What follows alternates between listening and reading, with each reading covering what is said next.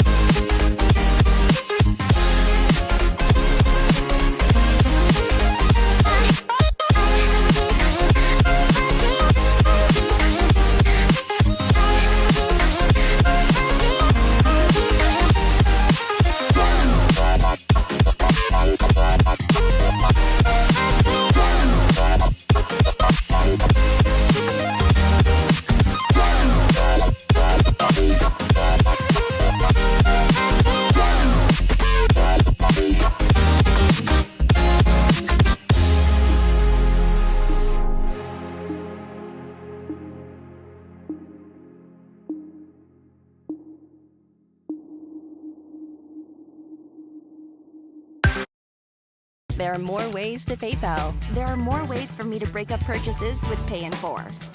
There are more ways for me to explore crypto with confidence. And there are more ways to say thanks.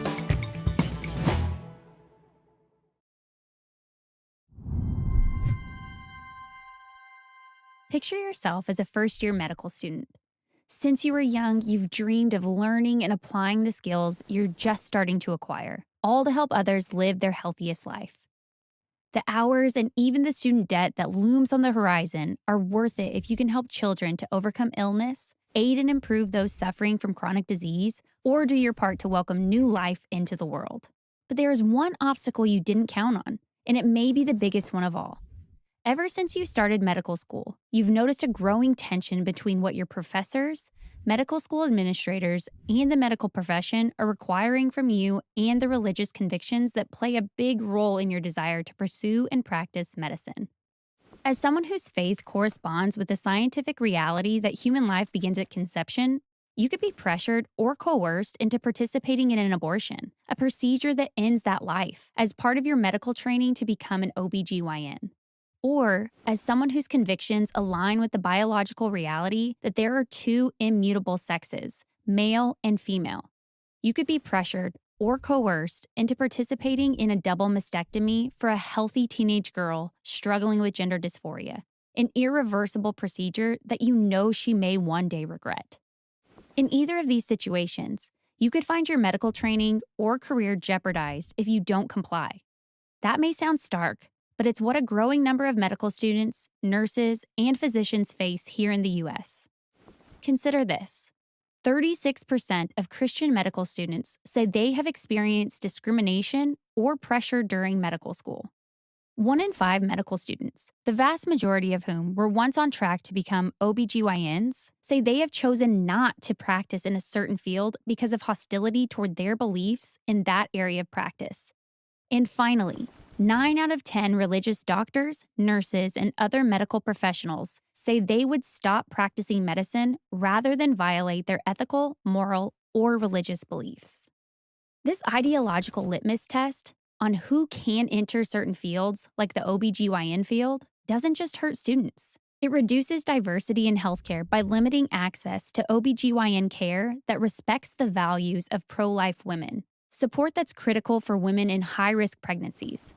Limiting providers ultimately hurts patients. The same can be said of punishing physicians who don't toe the activist line on gender identity ideology. Physicians of faith gladly serve all people, but many understandably have a conscientious objection to participating in a controversial, experimental, and permanent procedure that removes healthy body parts from a teen girl as part of a so-called gender transition. These ideological pressures have come into focus during the Biden administration, which has announced policies that attempt to override freedom of conscience for medical providers. You might think laws protecting the free exercise of religion would be enough to protect medical students and practitioners facing these issues.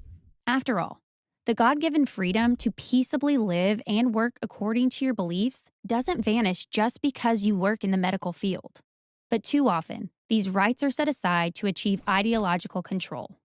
Driving out doctors, nurses, and other medical providers because of their convictions would mean fewer healthcare options for patients at a time when our healthcare system faces a dire shortage of providers.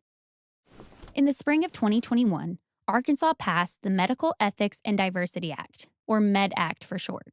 The law protects medical personnel, including aspiring and practicing OBGYNs, pediatricians, licensed counselors, and more, from being required to participate in a healthcare service that violates their conscience. Americans should not be forced to act against their ethical and religious beliefs just to keep their jobs. Doctors, nurses, and other medical providers are no different. The MED Act and similar conscience protection bills simply protect the ability of medical professionals to practice according to their oath to do no harm. And by protecting their oath to do no harm, we safeguard the right of patients to access high-quality care from providers that respect their values. And that's something we should all be able to support. Is your state taking action to fortify conscience protections for the medical community? Find out at www.adflegal.org/med. You can find more videos like this at adflegal.org/freedom-matters and on YouTube and Facebook today.